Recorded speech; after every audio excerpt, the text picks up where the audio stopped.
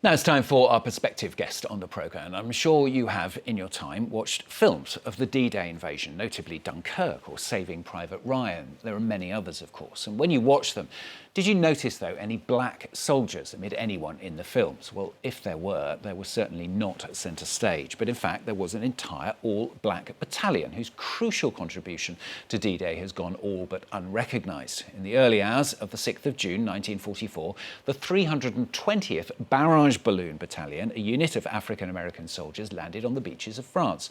Now, though, the story is being told. Well, this, first of all, was in a book called Forgotten, The Untold Story of D-Day's Black Heroes by Linda Harvieux. It's also now being turned into a documentary. More about that in just a moment, but she joins us now here on set. Thanks very much for coming in. Tell us, first of all, then, what this battalion was told to do. So the 320th was the only African-American combat unit to land on the beaches of Normandy, Omaha, and Utah. They were 621 Americans who learned how to fly a curtain of balloons.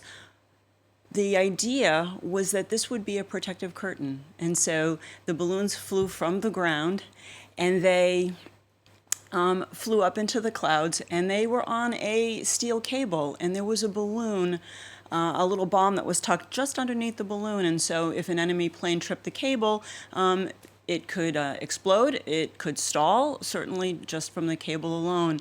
But for the actual landing at Omaha in Utah, they were combat soldiers. They landed with the infantry. Did they succeed? They succeeded. They have a good record. Remember, as an offensive weapon, their job was to keep the German planes from strafing the beach.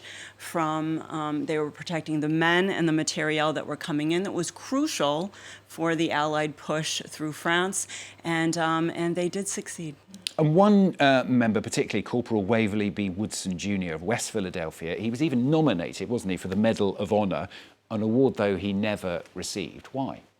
So no African Americans in World War II received the Medal of Honor until 1997, when President Clinton awarded 7 of them. There was clearly a concerted effort to keep decorations and awards away from black soldiers. Remember, the U.S. Army was segregated in World War II, and segregation and racism was baked into Army policy.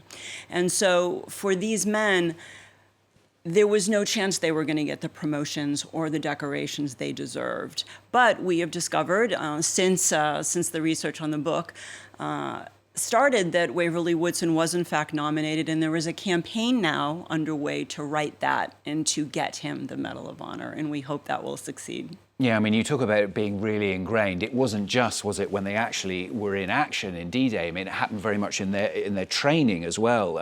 People were sent to the south, right into the heart of segregation areas to be trained. Yeah, training was a big shock for the African-American recruits from the North who had not experienced legal Jim Crow. That was the legal separation of the races.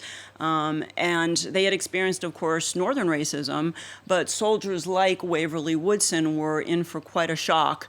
And that started right away when they had to segregate train cars, and the black soldiers were relegated to sitting next to filthy coal engines. And so they would arrive, covered in soot, already angry, already demoralized. So the reasons why they were never recognised is obviously as part of that. Does it surprise you, shock you that they were never recognised? Given the way the Army was structured at the time, and the U.S. military in general, racism was baked into the policy. Pseudoscience. Black soldiers were, studies said that they were less qualified, that they were not as intelligent, that they were not as brave.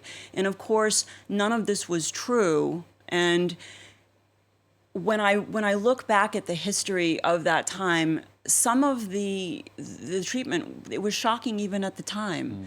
And it wasn't accepted anywhere outside of the United States. And so when these men went to Britain to train for the D-Day invasion, they had 6 wonderful months in Wales and in the towns in Oxfordshire in England where they were welcomed, where they were actually stars, the Americans coming. And why did you, or how did you come across this story and decide that you wanted to turn it into a book? Well, we're in Paris, and it was thanks to the French government. In 2009, for the 65th anniversary of D-Day, the French government recognized one American, an African American named William Dabney, who is one of the main subjects in this book. And after writing about his story, it seemed quite obvious that there should be more written, and 5 years later, it became a book. I mean, it's incredible that you managed to do that and turn it into a book. And as we've seen from some of the images appearing behind you, it's now not just a book, it's a documentary as well. Yeah, so we're very happy about that. National Geographic Disney Plus coming out June 3rd and then streaming from June 24th on Disney Plus. And it's the story of these men, but also other men who were written out of the story. And it's called Erased, World War II's Heroes of Color. And yeah, we're hoping that that will give more attention, because some people still believe there were no African Americans participating in one of the greatest military operations of all time. Linda Harvieux, great to have you with us on the programme today. Look forward to seeing the documentary, Discovery Channel and Disney Plus. We can give them a plug because it's a very worthy documentary to see, I'm sure. Thanks very much for coming in and talking to us on the programme today.